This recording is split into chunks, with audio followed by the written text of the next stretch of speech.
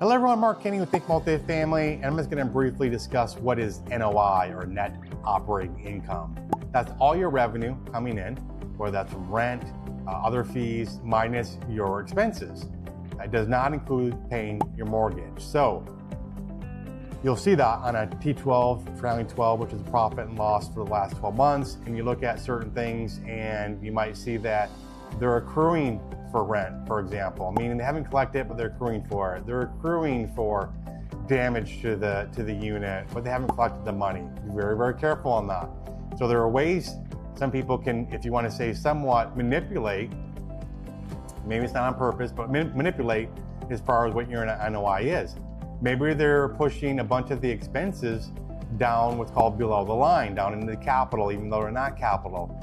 So a lot of things people can do. Maybe they're not accruing for property taxes or insurance and things like that. So NOI, end of the day, revenue minus expenses. You need to understand what the revenue is actually being collected. You need to do your due diligence on that and get bank statements and map all that to make sure that the revenue collected is actually being collected. And then your expenses, while it's a data point to understand what the current owner is doing for expenses, you need to understand what the expenses are going to be for you. For example, will your property taxes go sky high after you buy the property? It could. So understanding that, but very, very important.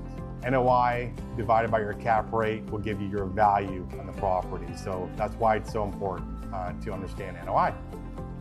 If this helps you avoid just one costly mistake, imagine what's in the free playbook. Download it below and subscribe so you don't miss the next one.